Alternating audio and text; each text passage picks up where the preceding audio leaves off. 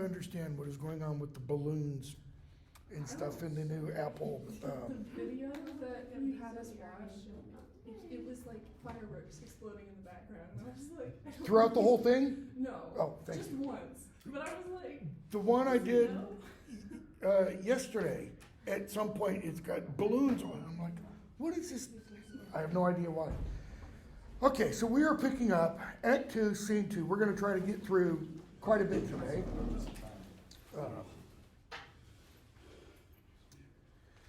So, Hamlet's talking with Rosencrantz and Guildenstern. We finished the spot where they, pun on fortune and her favors and such. And Hamlet says Denmark's a prison. Rosencrantz replies, we talked about this very briefly the other day, then is the world one. Hamlet, a goodly one. You're right, the world is a prison, in which there are many confines, wards, and dungeons, Denmark being one of the worst. Rosencrantz and Guildenstern, we don't think so. It doesn't seem like that to me or to us. Hamlet, then it's not to you. And we talked the other day about Paul talking about whether you eat meat or not all depends on, and whether that's good or bad depends on your attitude towards that. That is, whether you think it's a sin. And if you do think it's a sin, then it's a sin. If you don't think it's a sin, then it's not. Okay? So, Hamlet says, why then 'tis none to you? If you don't think it's a prison, then it's not. For there is nothing either good or bad, but thinking makes it so. To me, it is a prison. Pretty clear. Rosencrantz, why then your ambition makes it one. 'Tis too narrow for your mind. And he's probably is too strong. He's possibly alluding there to the physical shape of Denmark. If you look at a map of Northern Europe, Denmark's just like a finger sticking up off the coast of today what we call Germany. It's pretty much it's a narrow promontory, so to speak. Hamlet's opening soliloquy where he talks about this stale promontory. He's talking about Denmark there. So, your ambition makes it a prison to you. Which one is that? That's Rosencrantz. What does Rosencrantz mean by that? Ambition for what? Kingship? That's the only thing I could think he might be alluding to, because so far, Hamlet has not shown himself to be necessarily an ambitious person. He doesn't come across as a type A personality, right? As he's just, going and taking the world by the horns, so to speak. Hamlet. Oh, God. I could be bounded in a nutshell and count myself a king of infinite space were it not that I have bad dreams. And we started on this the other day. A king of, take that whole phrase apart. I could be bounded in a nutshell, all right? So I'm Hamlet, and there's a shell here, and it goes all the way around here. And think myself a king of infinite space. What does that mean? If it's infinite, can it be bounded? No, so that's a logical impossibility. What's Hamlet saying? In my mind, what? According to how I think, I could think of myself as a king of infinity, even if I were surrounded by some kind of boundaries. But what? I have bad dreams. Hamlet is suggesting the dreams are not things that come from within.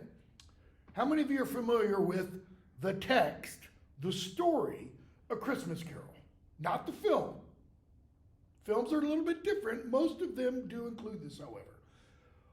What does Scrooge attribute the appearance of the first ghost to? Jacob Marley? Isn't it to like some half-digested piece of cheese or something? You could be a bit of undigested or bad, I think it's potato, he says. In other words, our bodies do what? Our bodies create problems that we deal with mentally. That is, the mentally dealing with them how is the mentally connected with the body? How is the mind connected? Well, cognitive scientists are still trying to figure that out. Okay? Hamlet's going to go on with this idea of the mind and how it deals with problems, or where problems come from. One of the ideas Shakespeare, I think, is touching on in this play, and he does it also in Midsummer Night's Dream, is that idea of inspiration. Where do ideas come from? Again, this is something cognitive scientists have been working on for years, and they're really not any closer. Is it merely in the brain, two synapses, fire in, boom, there's an idea? We don't know. We do know now, thanks to Elon Musk, that you can control these things with thoughts. His Neuralink. Paralyzed guy had the Neuralink installed, and the guy started playing chess with his thoughts, thinking, I'm going to move queen 2, and on the computer, it moves, okay? King of infinite space, were it not, I have bad dreams.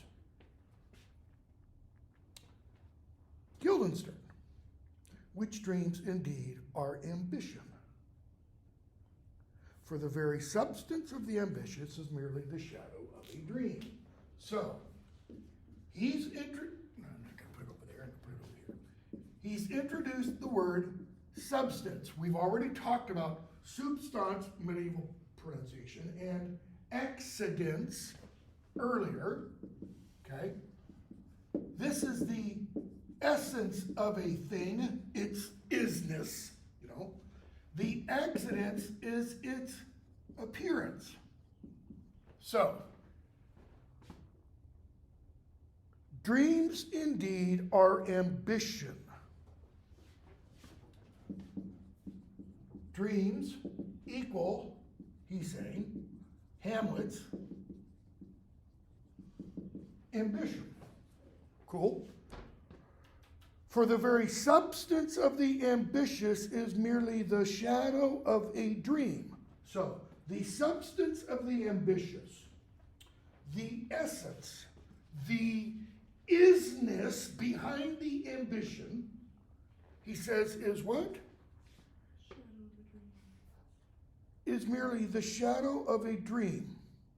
So when you talk about the shadow of something, what ideas are we taken back to? The allegory of the cave. So, here's the light, which bear in mind in Plato, the light isn't just light. The light is the highest good, in Latin, the summum bonum, which for Plato is God. Not the Judeo-Christian God, not the Muslim God, just God. Aristotle goes from Plato's monotheistic God to the prima mobile, the prime mover. The first mover, the first cause, okay? Not a personal God, all that kind of stuff. So, the very substance of the ambitious is merely the shadow of a dream. And according to what Plato suggests in the allegory of the cave, you get the light hits something, and it creates what? A shadow. So, the substance of the ambitious is the shadow, this, of a dream. The dream is what? It's the real essence or substance of the ambitious person. So how real is ambition? It's inspired by something. Okay. Hamlet. The dream itself is but a shadow. What's Hamlet's point? If the dream is not the substance, if the dream is not this, but it's this, then what is this? What's behind the dream? That's Hamlet's point. I could be a king of infinite space in this cup right here. Except these dreams come. And the dreams are shadows. So if they're shadows, there must be something behind them. Think Theseus. If the person can comprehend some joy, can apprehend some joy, he says, then he thinks he comprehends there must be what? A bringer of that joy. Okay? C.S. Lewis wrote an autobiography of the early part of his life called Surprised by Joy. And he gets that title because he talks about these experiences he had beginning in childhood up through his late teens, of every now and then just being overwhelmed, usually from being out in nature, being overwhelmed by a sense of utter joy, just being filled with this kind of ecstatic longing, okay? And by longing, he meant he saw something, and that something drew him to something else. That is, this experience of joy made him think there must be some, as Theseus puts it, bringer of that joy. There must be something behind that. Well, part of that's because Lewis's, when he came to put that into words, to think about that later in his early life, in his 20s, after he had read the classics, he took an honors in firsts at Oxford. First is the classics. Okay, he nailed it. Straight 4.0, essentially. All right. He came to understand because of his reading of Plato and Aristotle and Socrates. They all said, if there's this kind of experience, there must be something causing it, something behind that. Okay, that's what Hamlet's getting at, and he's going to get at partially at least. He's going to get at the same thing when we get to the to be or not to be speech.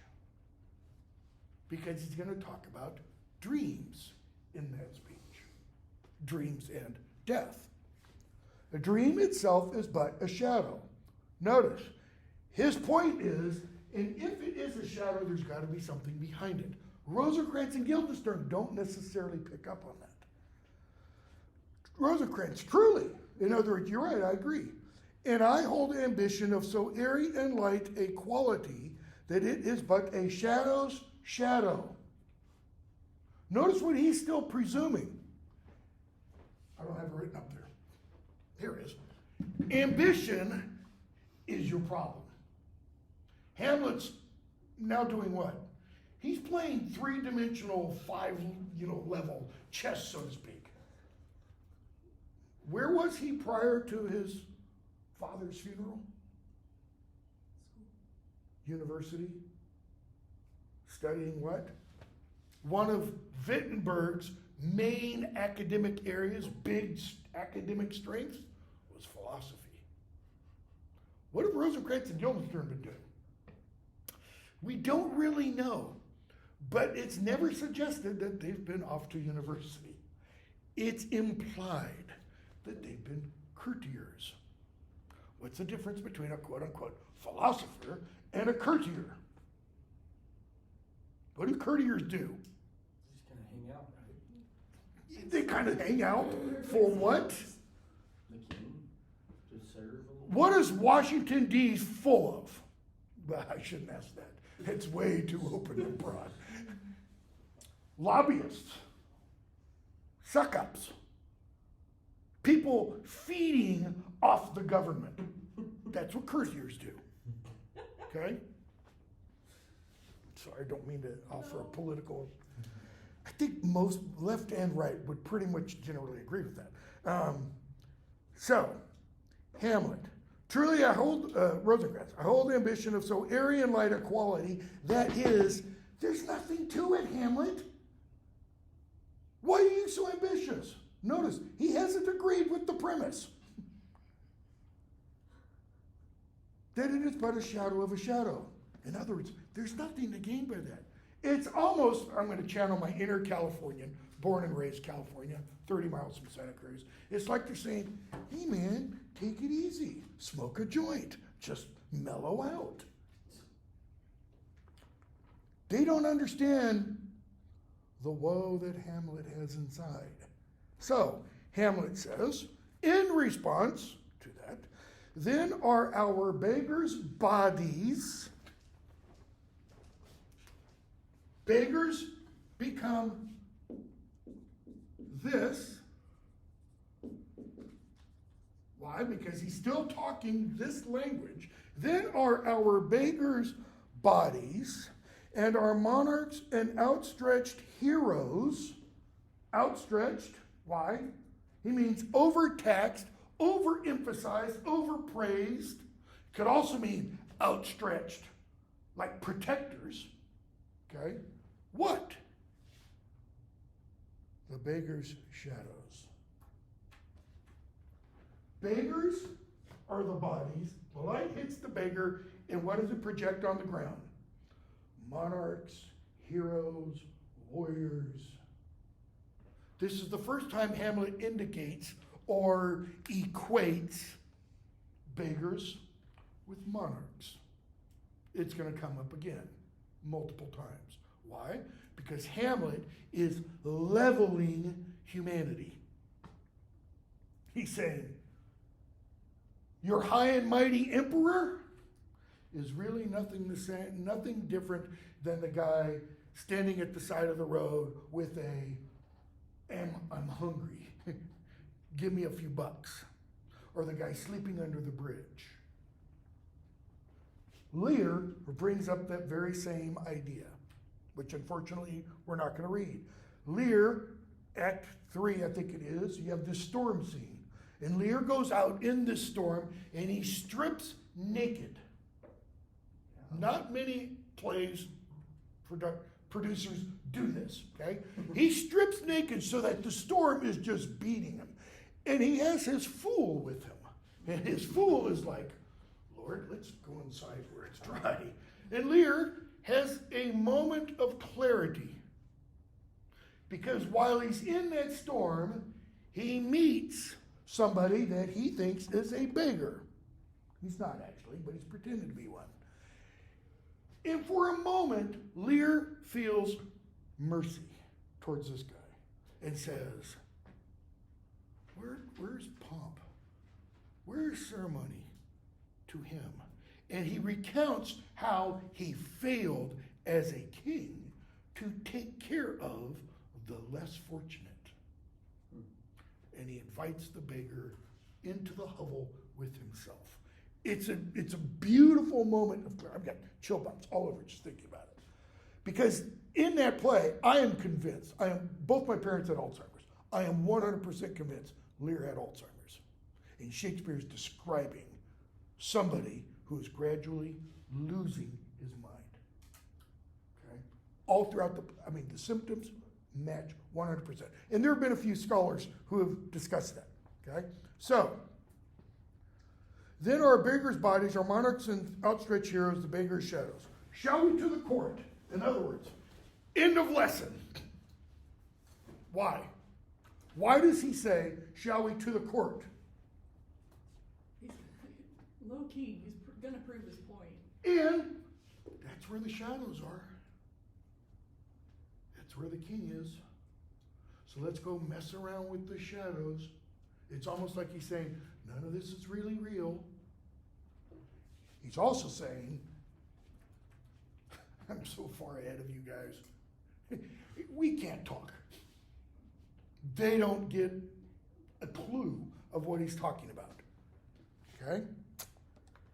Rosencrantz, we'll wait upon you, whatever you want to do, Hamlet. Okay? So, they keep talking. Hamlet asks, what make you at Elsinore? Line 271.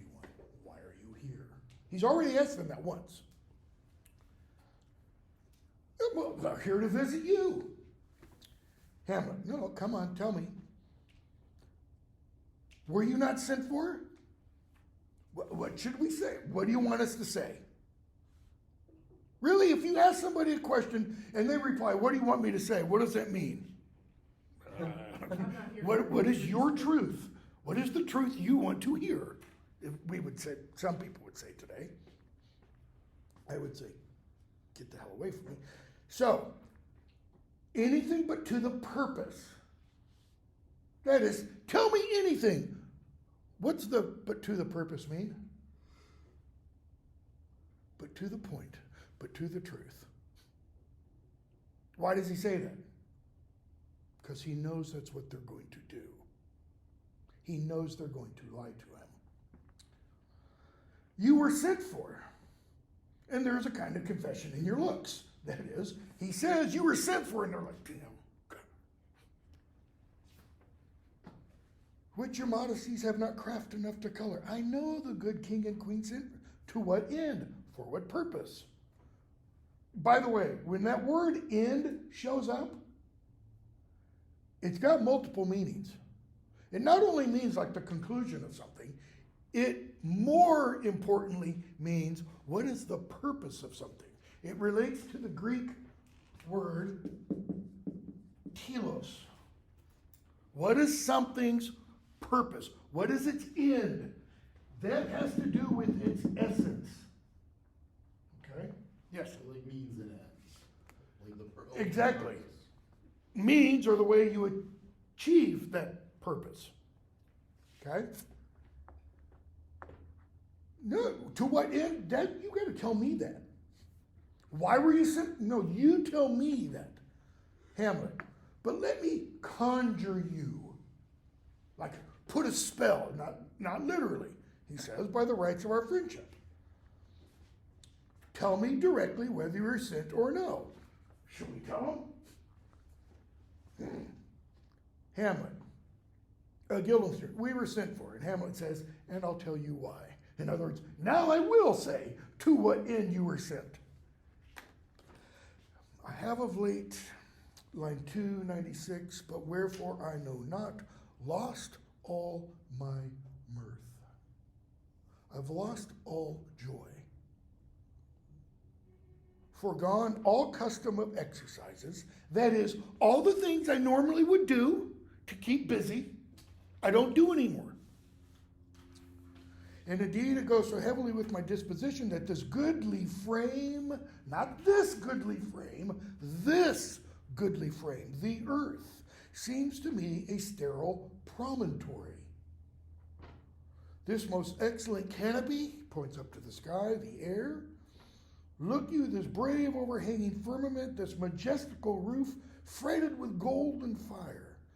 It appeareth nothing to me but a foul and pestilent congregation of vapors. Pestilent, that is, bringing pests. Got to bear in mind, when Shakespeare's writing this play, probably very late 1590s, 98, 99, 97, the playhouses in London had been closed in the mid-1590s because of plague. Plague was a pestilence. They didn't know exactly how plague spread. They did know fleas had something to do with it, and they knew coughing and spitting upon other people had something to do with it. So you close down any place where people get packed in together. A pestilent congregation of vapors. The air, he's saying, spreads illness. What a piece of work is man. How noble in reason, how infinite in faculties, in form and moving, how express and admirable, in action, how like an angel, in apprehension, that is, in ability to understand, ability to comprehend, like a God. The beauty of the world, that is, the highest thing of the world, not highest height-wise, everything in the world builds to humanity, points to, he's saying. The highest thing of evolution, let's say. The beauty of the world, the paragon of animals, and yet to me, what is this quintessence of dust? You want to talk about essence. What is man? For from dust thou art, and to dust shalt thou return. God tells Adam. Man delights not me. No, nor woman neither. Why? It's a verbal stage direction. That is Shakespeare telling his actors, portraying Rosencrantz and Guildenstern, they ought to do something at that point. Though by your smiling you seem to say so. So, interpreted, I'm not gay. I'm not hetero either. He's androgynous, hermaphrodite. No. He's saying, I'm not interested in sex right now. Man means all of humanity. He's saying, I have no interest in the human race. Never made this connection before. Go back to Scrooge. What does Jacob Marley tell him? He says, Ebenezer. Scrooge tells Marley, Marley, you were always a great businessman. And Marley rattles his chains and says, mankind was my business. And he says, and the chains you see I have, you've got 7 times the length. Because that's how long he's been dead. And Scrooge is just building chain upon chain upon chain. How? Not paying attention to those less fortunate. Rosa, we didn't think that. I mean, we weren't suggesting anything. Why did you laugh then when I said, man delights not me? Notice, they laughed. Okay, it wasn't just, well, at least he's not gay. Oh, the players. And we get introduced to the idea that there are going to be actors, okay? Hamlet's great. So the players come in with Polonius, okay? And Hamlet talks with them. He talks with Polonius. Polonius gives us one of his more not hysterical. Well, yeah, it is kind of hysterical.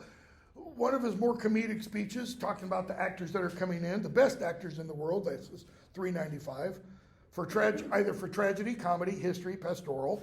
All 4 different kinds of plays. Shakespeare didn't write quite all of those. You'd have to replace pastoral with a romance, okay?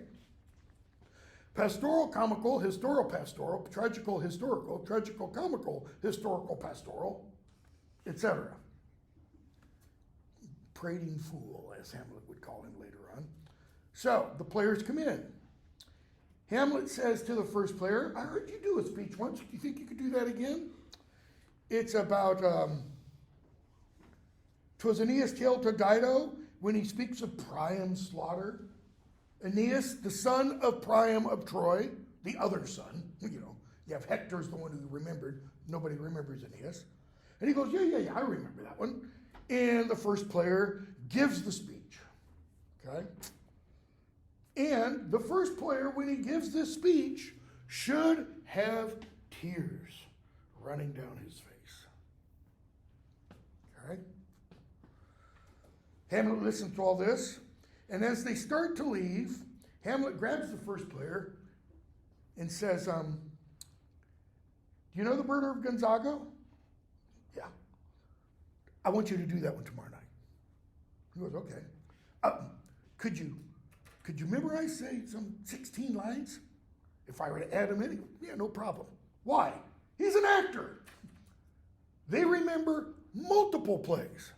This is giving us an idea that in Shakespeare's day, these actors, because they didn't have this damn stuff and this damn stuff, and we don't have it up here, TVs, their minds are properly working. They are stored with dozens of plays. Okay? So yeah, I could remember that easy. They all leave. Hamlet gets another soliloquy. Bit of a doozy. Now I am alone. Oh, what a rogue and peasant slave am I. Is it not monstrous? And he goes on, I'm not going to read all of it, that this player does what? he produces real emotion because of something entirely unreal. In other words, what is the ultimate source of the shadow of his emotion? It's just an idea. It's an image. It doesn't have solidity. Why does Hamlet point all this out? Because Hamlet, also has real emotion, but where is it? It's bottled up inside.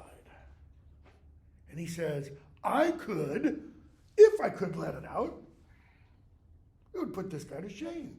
What does he tell his mother? Why seems it so particular with thee? Seems, mother? Madam, I think he says. It is not seems. And he goes on and talks about the suits and trappings and the actions a man might portray. But I have that within which surpasseth all show. So, he gets to the end of the speech and says, or towards the end, Actually, it's in the middle. Yet I, 566, a dull and muddy mettled rascal, peaked like John of Dreams, unpregnant of my cause, and can say nothing. Who can he go unburden himself to? Nobody. Notice, has he told Horatio that Claudius killed his father? Not within the text of the play, he hasn't. Nobody else knows that. Imagine being in Hamlet's shoes. Am I a coward? Excuse me. And can say nothing, no, not for a king upon whose property most of your life a damned defeat was made. Am I a coward? Who calls me villain? Who breaks my pate across, that is, smacks me upside the head? Plucks off my beard, blows it in my face. That's a medieval bad thing to do, is to pluck off somebody's beard, pieces of it, and blow it in their face. It's like flipping them off. Much rather receive the bird than have somebody come pull at my beard. So, who does me this? Who says I'm a coward? Nobody. Not quite true. Who tells Hamlet this? Hamlet does. It cannot be, but I am pigeon-livered and lack gall to make oppression bitter. Or ere this, before this, meaning before now, what? I should have fatted all the region kites with this slave's offal. Who's the slave? Claudius. I must be a coward. I must be, let's use the modern phrase, lily-livered, not pigeon-livered, or a yellow belly, because Claudius is still alive. What did he tell the ghost? Remember thee? Oh, I'll wipe all saws, all impressions past and printed on my brain away and replace them with kill Claudius. He doesn't just taint his mind. He thoroughly does a house restoration, you know. What an ass am I?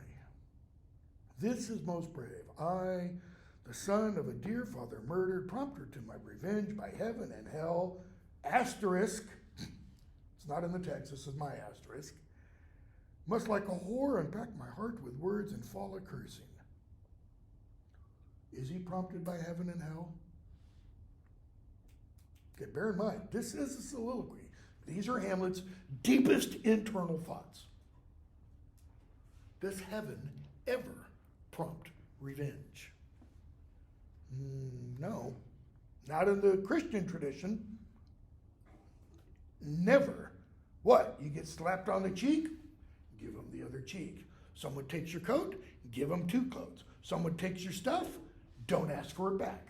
I mean, we could go all through the sayings of Jesus. Okay? I've heard people sitting at a play, not just people, guilty creatures, sitting at a play have by the very cunning of the scene been struck so to the soul that presently they proclaim their malefactions. For murder, though it have no tongue, will speak with most miraculous organ. Playing on an old idea, Chaucer uses it, murder will out. somehow the guilty person will reveal him or herself. So he says, I'll have these players play something like the murder of my father before my uncle. I'll observe his looks. I'll tempt him to the quick.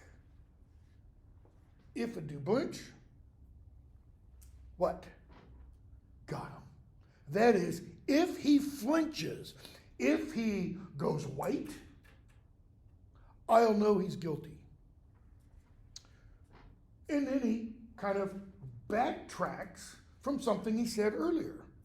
Earlier he said, prompted to his revenge by heaven and hell. Now, the spirit that I have seen may be the devil. That might not be my father's ghost. And the devil hath power to assume a pleasing shape. According to the New Testament, many passages. Yea, and perhaps out of my weakness and my melancholy. My weakness there, he's talking about his emotional sadness at the death of his father. His melancholy is about his normal, everyday demeanor. Hamlet has a melancholy personality.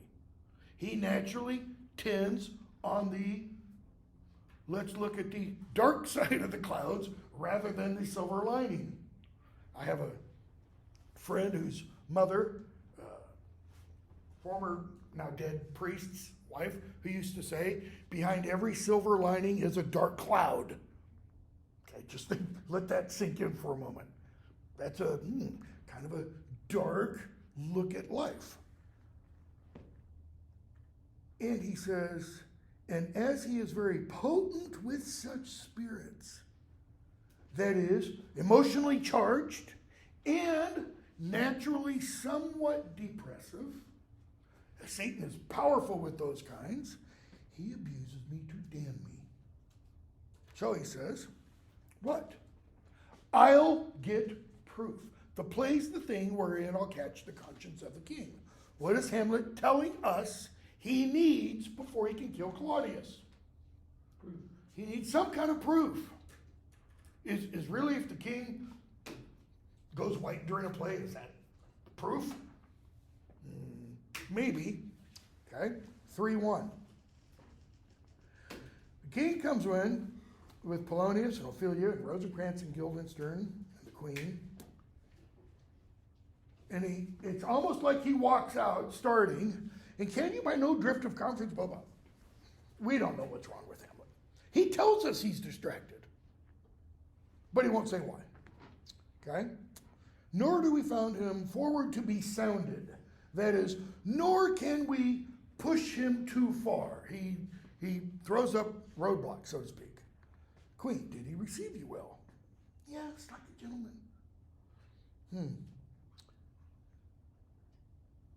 Did you essay him to any pastime? That is, did you try to get him involved in any kind of activity that would alleviate his problems?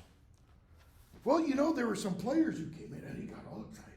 And she's like, good, maybe this will bring him back to himself. Okay? So, Rosencrantz and Guildenstern leave, and the king says to Gertrude, okay, he's speaking this directly to Gertrude, but bear in mind who else is still on the stage. It's the king, the queen, Polonius, and Ophelia. He's going to tell sweet Gertrude to leave, which will leave the king and Polonius and Ophelia. Line 29, 3:1:29. For we have closely sent for Hamlet hither, that he is toward by accident may here affront Ophelia. So what does that mean? We have closely sent for Hamlet hither. Your gloss tells you privately. Secretly is another way of putting that. Okay? But what does it mean? Does it mean him? Somehow they've induced him to come without him knowing that it's their doing? Bingo. Are we told that Hamlet knows Claudius wants to see him in this lobby, in this room where Hamlet walks for 4 hours a day? It wouldn't be much of spying if he were expecting him to come. Yeah, so if you assume that Claudius has let Hamlet know, Hamlet, I, Claudius the king, need to see you, that would create a huge problem, okay, in terms of trying to spy on him. So closely probably means Hamlet has been delivered a message, you are wanted in the library, think Clue, the game. So, that he, as twere by accident, as if just it was entirely a coincidence, may do what to Ophelia? Affront. What does it mean to affront someone? Usually it means insult. Okay, what else does it mean? I mean, that you can Confront? take an affront by what something says. We would say today confront. Confront means to oppose. Affront, it's not quite actual physical violence, but there's an attitude of opposition there. Her father and myself, lawful espials. Why will they be lawful espials? It's condoned by the king. Because I'm the king, and what I say is lawful, right? Has no constitution that he has to obey. We'll so bestow ourselves that seeing unseen, we may of their encounter frankly judge.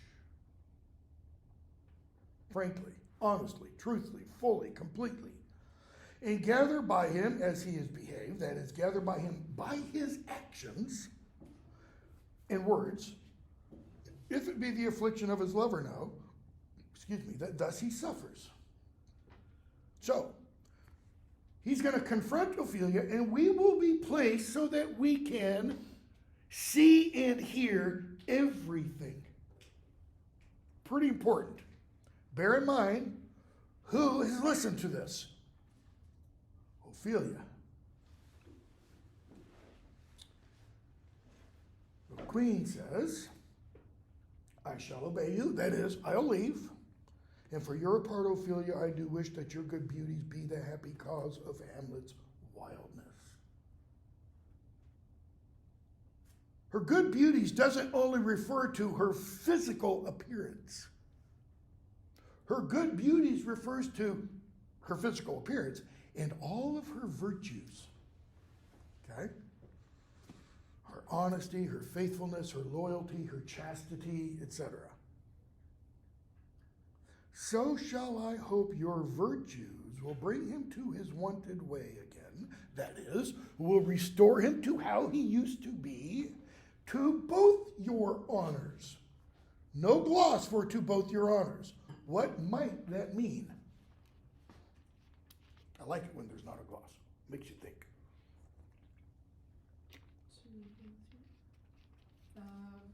Maybe an implication that she might get to marry him? That's what I think. Okay? And one of the reasons I think that is not only because of what's said here, but because of what we hear Gertrude say over, sorry, I'm going to give away something if you're not already familiar with it, over Ophelia's dead body in Act 5. Okay? She says, Madam, I wish it may. That is, you're right. I hope my beauties, my virtues, will restore Hamlet to his former self, and that it will bring honor to us both. Hamlet's being restored to his former self. That is going to be his honor. And possibly their marriage will be to Ophelia's honor. Okay? Gertrude leaves. So Polonius says, more words for Ophelia. Ophelia, walk you here. Gracious, so please you, we will bestow ourselves. Gracious is the king. Okay? Your grace. We will bestow ourselves. Ophelia, read on this. He gives her a little book. That show of such an exercise may color your loneliness.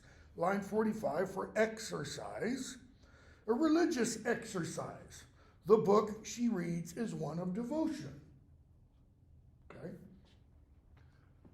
What does that mean? It's a prayer book. It's a prayer book. So why doesn't he just say, it's a prayer book? I'm convinced that's what it is. It's probably like a book of Psalms or a book of hours. The books of hours were very, there are very famous ones from the Middle Ages. Lettre is one of the most famous. It's an illustrated manuscript, about that thick if I remember right. And it's just the prayers of the hours of the church. You've got 7 hours of prayers during the day, okay? Why? He says that show of such an exercise may color your loneliness, may give color to his face, to her face, or may give an appearance that now that she doesn't have Hamlet to spend time with, what does she do? What does she spend her time doing? She reads prayers, which is going to be important because of what Hamlet's going to say to her when he finally does address her. Okay? We are oft to blame in this, dash, 'tis too much proved, that is, and nobody can debate this. We are oft to blame in this, that with devotion's visage and pious action, we do sugar over the devil himself. With devotion's visage, a face that looks, a facade that looks holy and devout and pure, that we do what with that? In pious action, what's a pious action? Saying prayers, going to church, being seen saying prayers and going to church, giving alms to the poor, aid to the poor, etc. That we do what? We sugar over the devil himself. What does it mean to sugar over? To make sweet, to make palatable, to make tasty. It is to deceive, but it's to make it not seem like deception. Okay? And we could go off on a whole, I could, maybe not you, could go off on a whole political rant here. Both parties, all presidential candidates, okay, often do this very same thing. I don't mean that they are the devil themselves, but they do these pious actions to make it seem like what? I'm just a humble old y'all. I'm just like every good, blah, blah, blah, okay?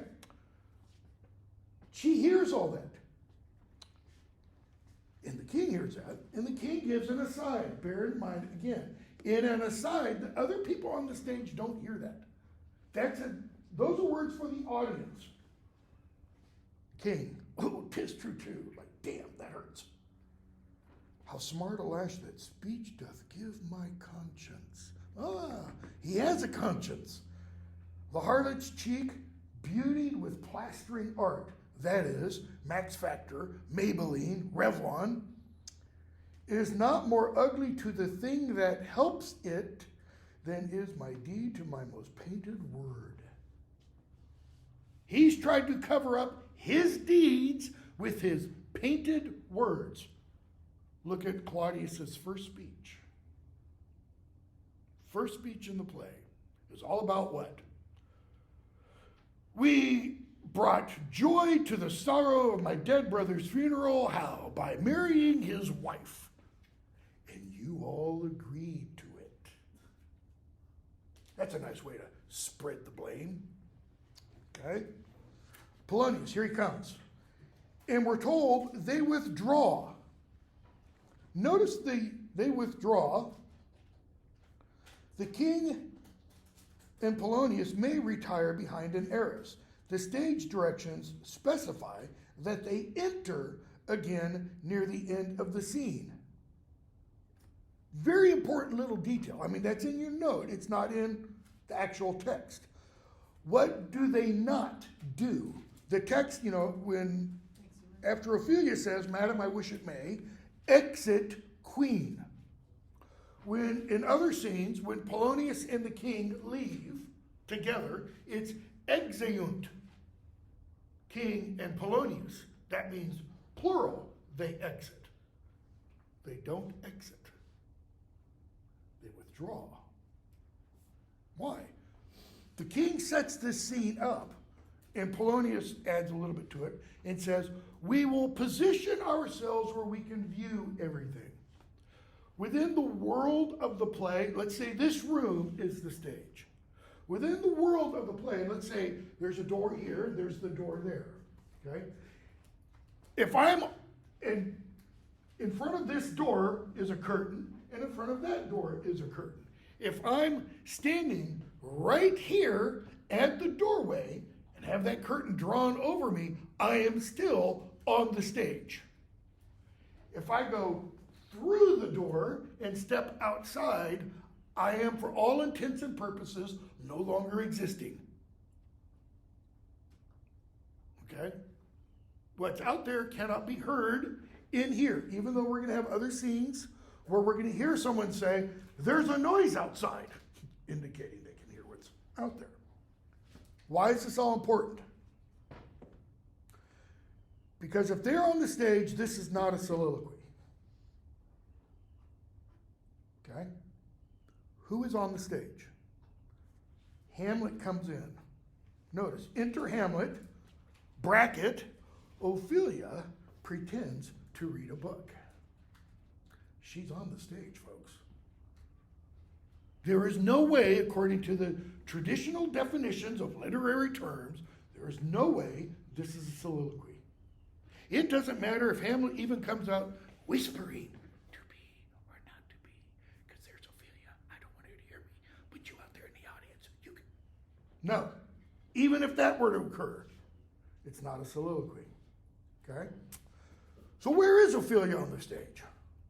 Is she standing right here and opening the door for Hamlet to come out? No. In almost every production I've seen, she's at the far corner of the stage. Okay? I think I've even seen one, I could be misremembering this, on the Shakespeare's Globe stage, you have these two massive columns that hold up the roof, okay, that cover most of the stage. And that's because in many plays, you need to have a thing that'll come down from the clouds, from the sky, for the deus ex machina. You know, a god appears or something like that. Similarly, you've got a trap door. Well, these columns in Shakespeare's Globe, I mean, I could not put my arms around them. They're about 2.5 feet in diameter, okay? And I think I've seen one where she's essentially on the other side of one of those columns, so that when Hamlet comes out, he can't see her, okay? He comes out and delivers a speech. To be or not to be, that is the question. What is that question? To exist or not to. Bingo.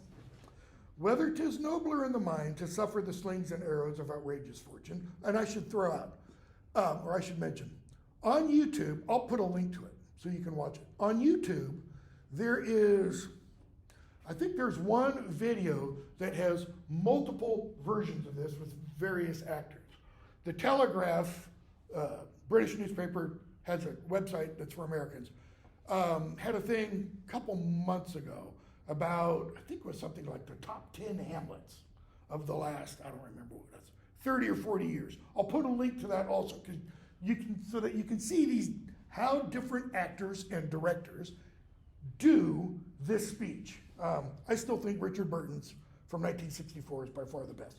I'll also include a link to that because I found, didn't used to be, there is a link to the full Richard Burton production on YouTube. It has commercials, but you know, if you want to see a really, really good one.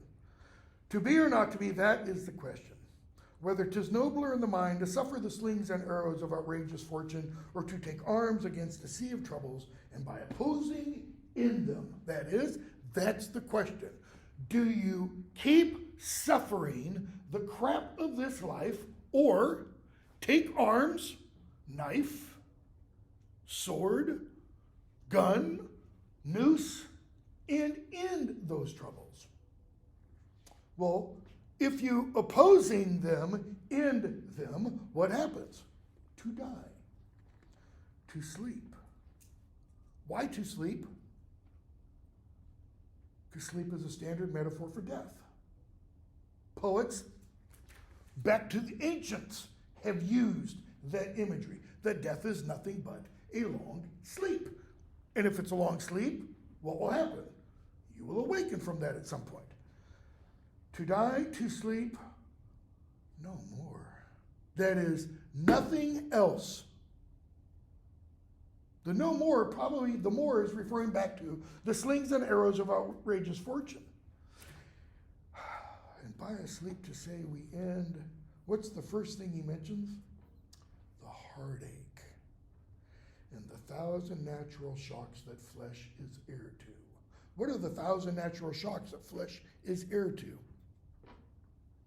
You're all in your early 20s. Wait till you get to your early 60s. It's waking up and, are my knees going to work today? Is my shoulder? I've had so many bodily replacements, shoulder, knee, this knee coming in August. It's that. It's the body wearing out over time. Okay? So, the first thing he mentions, though, is heartache. See, the heartache is not one of the 1,000 natural shocks that flesh is heir to. Heartache is what? He's not talking about heart attack. It's emotional. It's spiritual. That's intangible. The other things? No. These are all very tangible. 'Tis a consummation devoutly to be wished. Why does he use the term consummation?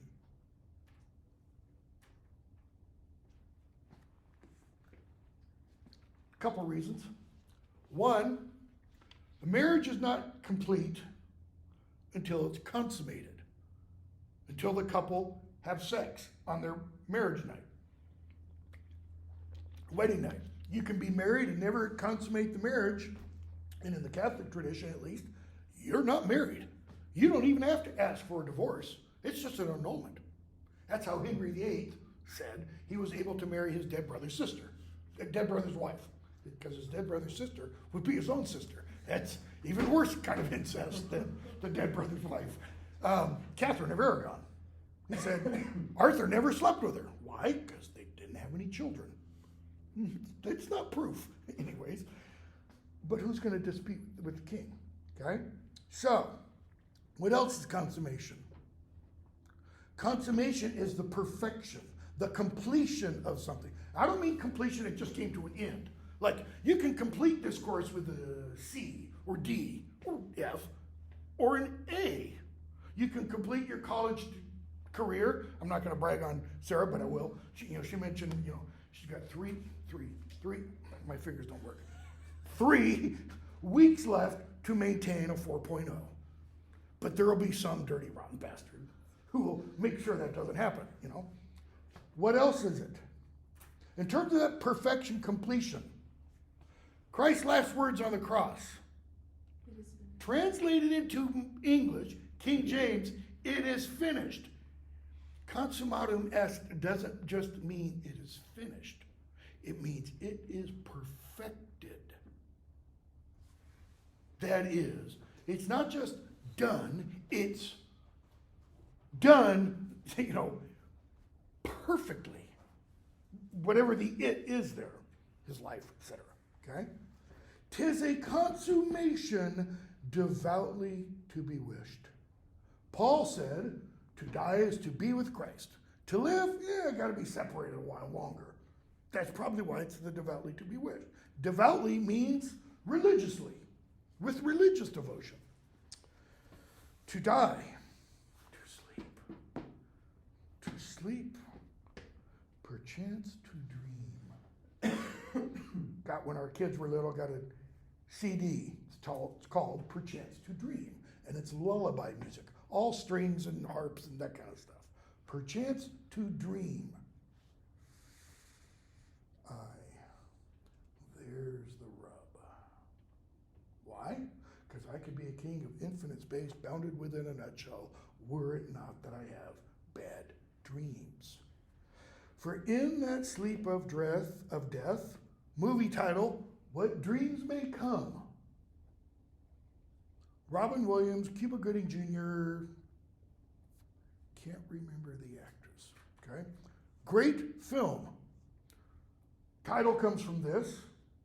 The content, I am 100% convinced, comes from or is based upon at least loosely, J.R.R. Tolkien's little short story, Leaf by Nickel, which is his fictional working out of his On Fairy Stories essay. Read the short story, watch the film, and you'll probably see the connection. It's a great film. Bombed at the theaters because it's a great film.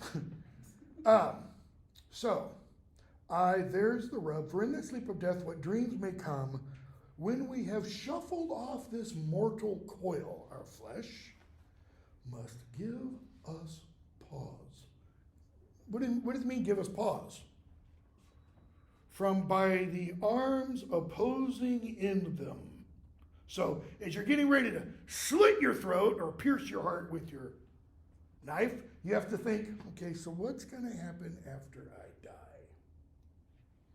That's kind of what, I think it was this class, I mentioned that situation that time several years ago with Jordan Peterson and a guy who said, I'm going to commit suicide. And he's like, what's the rush? It must give us pause.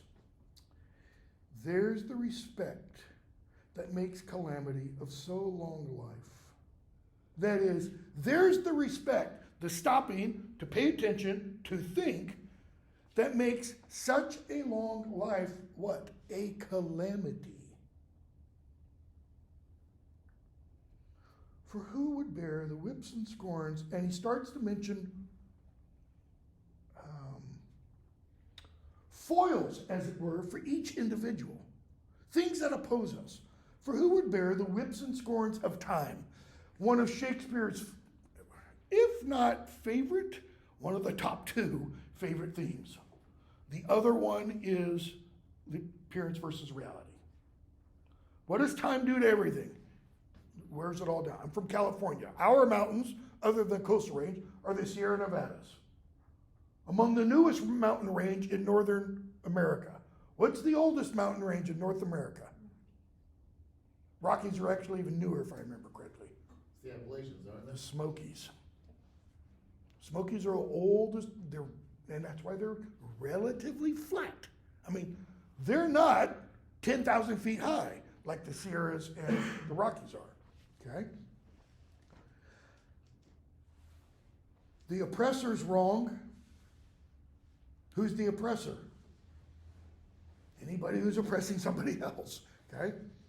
The proud man's contumely, meaning the proud man looking down his nose at those beneath him.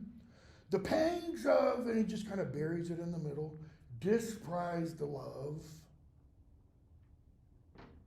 Bear in mind, who else is on the stage? Who else might be hearing this? The laws delay because we're told justice delayed is justice denied. That's why the founders put in the Bill of Rights, we have a right to what?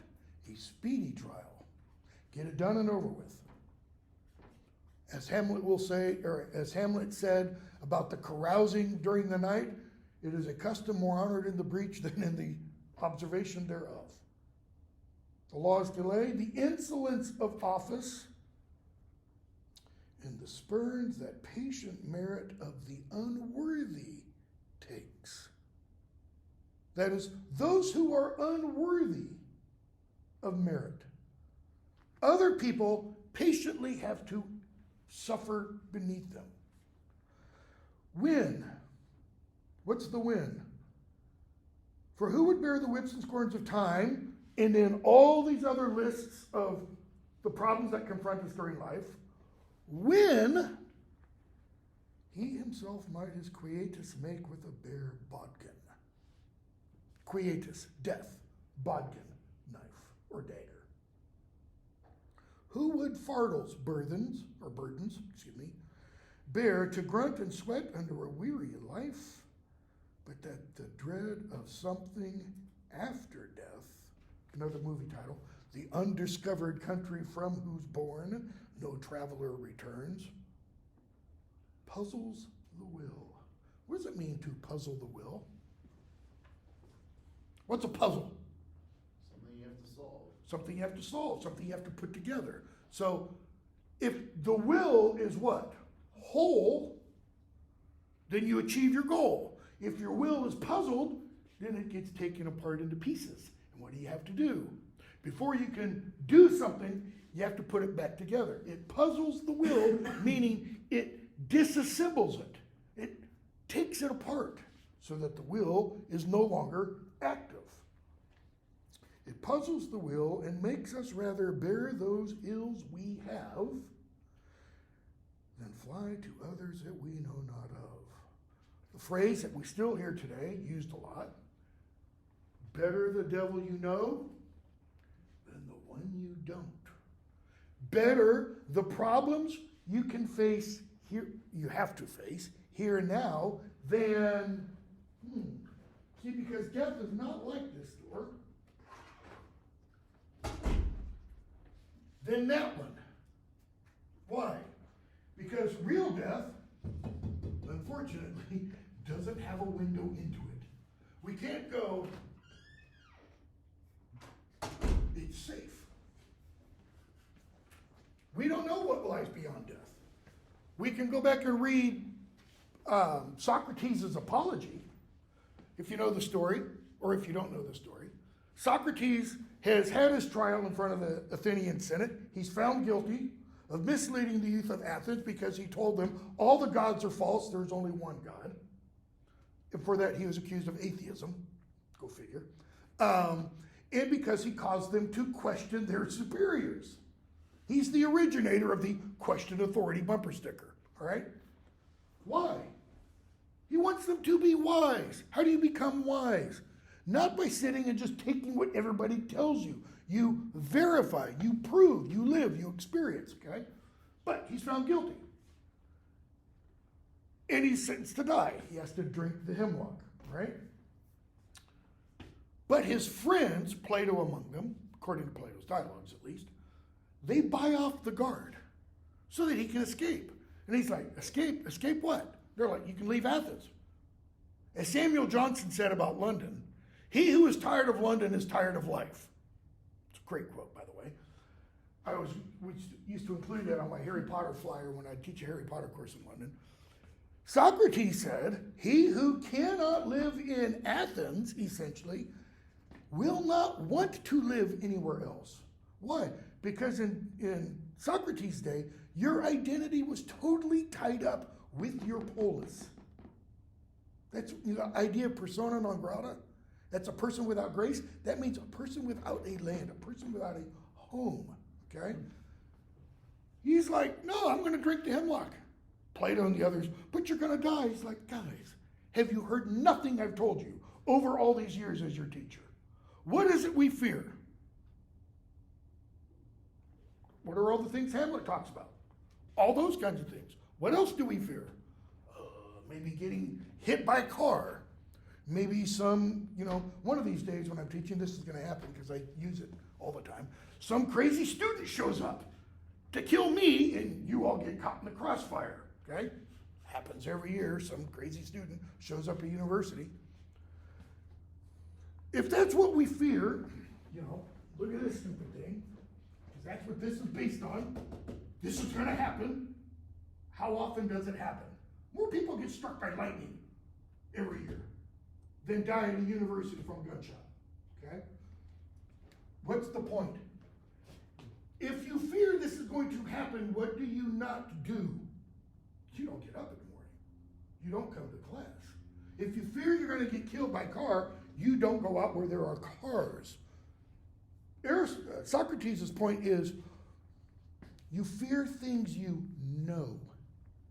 If someone ran in here right now with a weapon out, not on their hip or whatever, I think everybody in here would probably be a little afeared. I would, okay?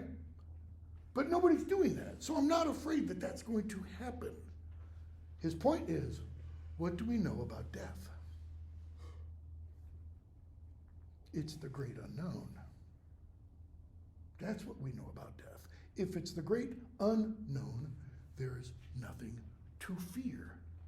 J.K. Rowling channels this into her Harry Potter novels.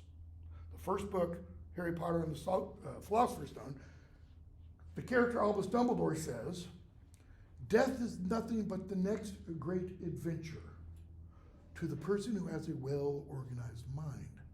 That is, if you are, and there's a direct tie to Hamlet in a few moments. Well, actually, it's in fact 5. There's a direct tie because what Rowling is suggesting there is if you are prepared, and I argue all 7 books are about one thing. Learning, and one of my former students is defending a dissertation where he took the idea, essentially. Next week, learning how to die well. That's it. They're all about learning how to die well. We see people in those series of 7 books who don't die well, they become ghosts. They come back. They try to hold on to their poor imitation. And we meet others who do die well, including Harry. Sorry to give it away for those who haven't read him. Harry dies in the 7th book, but he comes back. And he comes back for a reason, and it's a very specific reason. Hamlet is not there. Why? Because Hamlet knows we don't come back. In the Harry Potter novel, obviously, that's a fiction. But he's also a Christ type. He doesn't represent Christ, he is a type. Just like Gandalf is a type. Dies, comes back. So, it is the undiscovered country from whose bourne no one returns. That puzzles the will and makes us rather bear those ills we have, the proud man's contumely, the heartache of disprized love, the slings and arrows of outrageous fortune, the wearing down of the body, etc., then fly to other ills we aren't aware of. Thus, conscience does make cowards of us all. How? Conscience, he says. Not fear. Conscience makes us cowards. And thus the native hue of resolution is sicklied over with the pale cast of thought. What's the native hue of resolution? Is he talking about a literal hue coloring in the face? Not necessarily, but he might be alluding to one. If you've got to do something that is physically very demanding, I mean, it takes every ounce of your strength. What often happens to your face? It gets red. Okay? Because when you're doing that thing that requires all that strength, what are you showing? You are showing resolve. That is, you know, either I'm going to do this or I'm not. And you have made a commitment to do it. That's resolve. The native hue of resolution, that grin and bear it attitude, becomes what? Sicklied over with the pale cast of thought. That is, you go all whitey pale. Why the pale cast of thought? In Shakespeare's day, there was an image of the scholar. And the scholar was the pasty white guy. For one reason. Because he spent all his time in a library studying. Or in his garret writing. Yes? Yeah, I know, it's an alarm in the mechanical room. It goes off every day. I have no idea why. Probably something's going to blow up at some point. Hopefully after the next 3 weeks. I mean, literally, I walk in here at 7 o'clock, it goes off. I walk by the room and it stops. I don't know why. But it happens every day. So, in enterprises of great pitch and moment, pitch refers to this angle. Great pitch means not a 5-degree angle. You know, if you're a runner, I used to run marathons. Running on a 5-degree grade is not that bad unless it's long, like a couple miles. Running a 10-degree or 15-degree, there's a couple of hills around here, Coleman Hill Road, that have some pretty good inclines. Well, if your race you're going to run has a lot of hills in it, you better be training on those. So in enterprise of great pitch, he's talking like 90 degrees.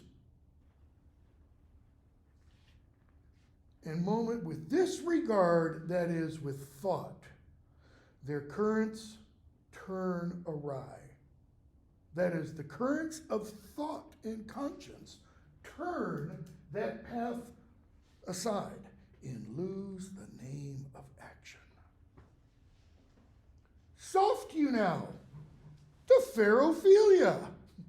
Like, well, golly gee, I didn't see you over there, Ophelia. You pang of despised love, you. Nymph, in thy orisons be all my sins remembered. Why is he asking her to do that? Or telling her, I should say. Orisons means prayers. Because she's holding a prayer book. Does that mean, she holds it and she looks at Hamlet and goes, so that he can see a big cross on it or something? No, this is kind of an assumption. What does it mean, be all my sins remembered? Your gloss says, pray for me, sinner that I am. That's like 99% probably what it means. It could also mean, just remember me because I'm a sinner. Not remember my sins before God, as in forgive. Pray for the forgiveness of my sins. Okay? Good, my Lord, how does your honor for this many a day? Why does she respond that way? Why doesn't she say, I will?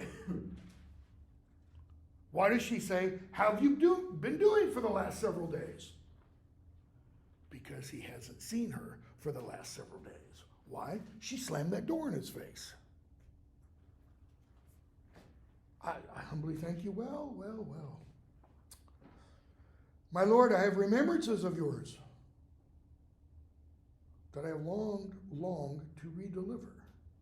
I pray you now receive them. And so she pulls out from the prayer book a packet of letters to hand to him. Was this in the directions that Polonius gave her? Sort of. No. He said, you will just be out here reading, and Claudia said, so that Hamlet will affront you. Doesn't say anything about, Ophelia, we want you to push at Hamlet. We want you to dig into him. They don't give Ophelia any directions other than stand you and read this book. Okay? If I'm wrong, point it out. Well, no, did he not say in one of his earlier admonishments to return the stuff that he gave her? Polonius? Yes, he did. And if this is the first time she's seeing him again. But it's not. That's before.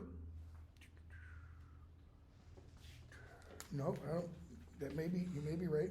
I'm thinking that is before. That's in Act 2, Scene 1.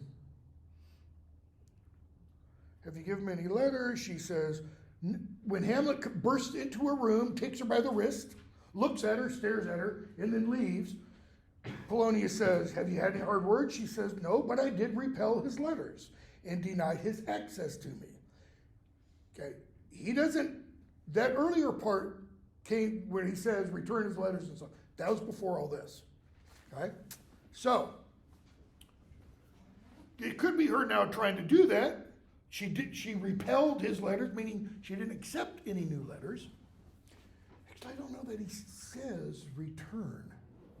I'll have to look at it more carefully. So,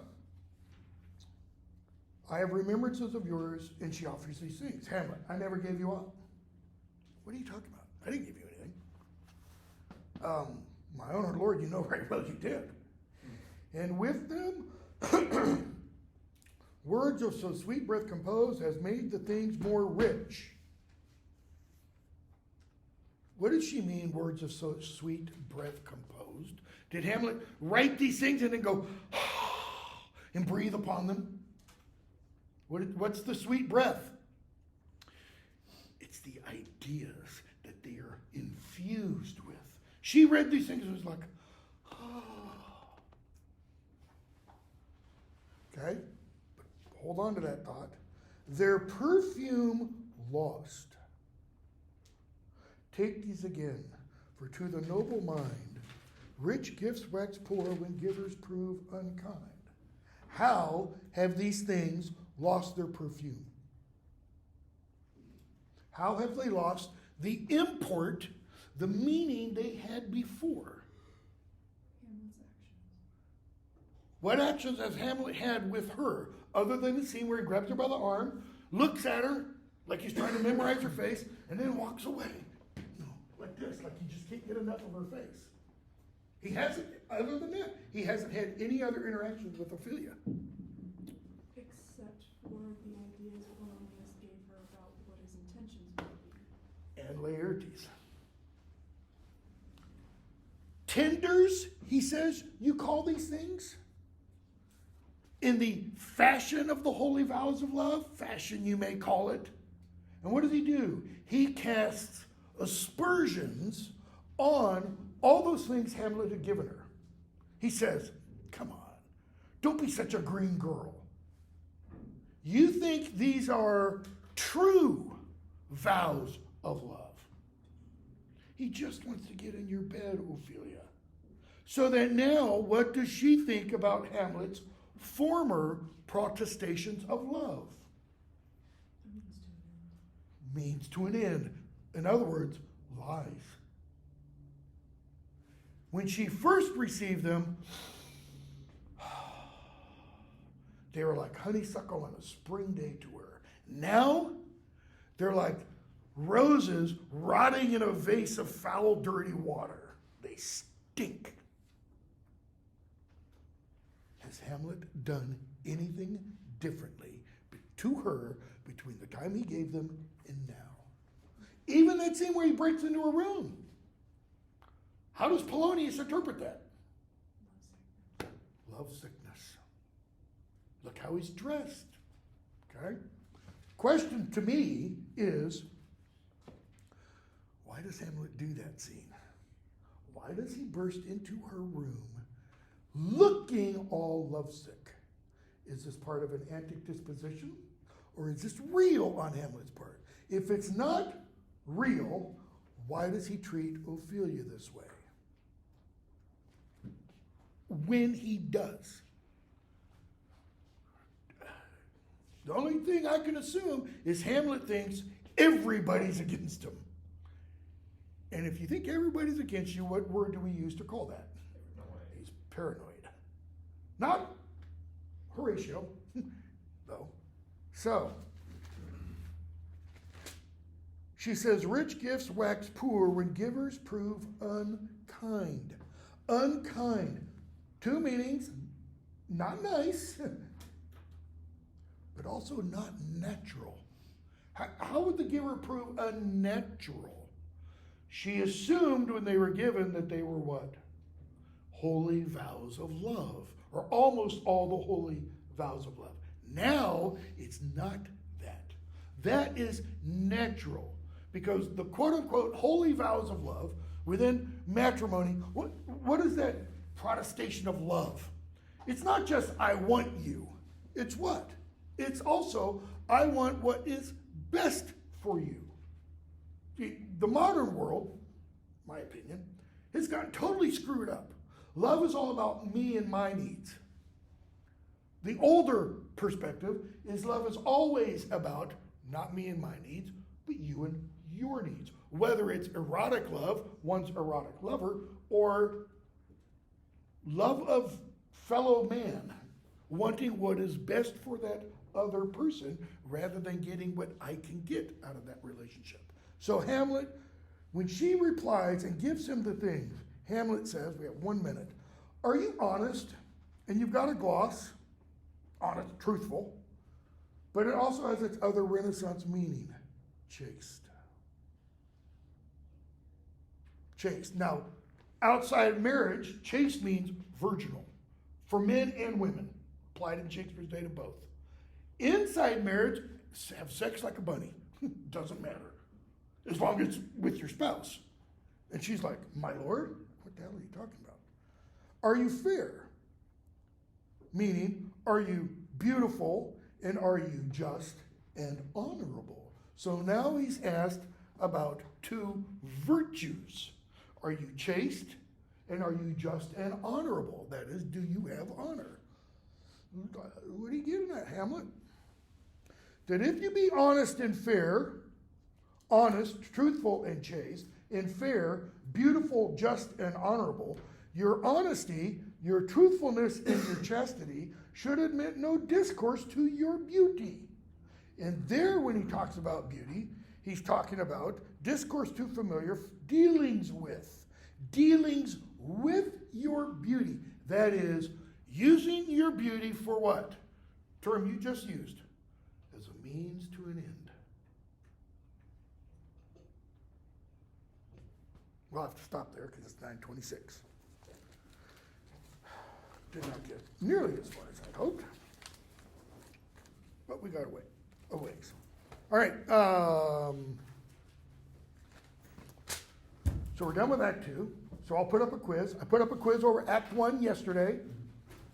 10 questions, 15 questions. 10 of them are count, 5 of them are bonus. It's due, I don't remember when, Sunday night, I think. I'll put up one over Act 2, make it due probably Wednesday night. I know you've got an exam due on Tuesday for this class. Hopefully you're working away on it. You have a paper due Thursday of next week. And then all of your essentially writing components for this class will be dead and gone. Nice. Won't be for me, but it will be for you. We'll have multiple quizzes. We'll have a quiz over each act of Hamlet. We'll finish Hamlet. Maybe. We will finish Hamlet. And then maybe get to some sonnet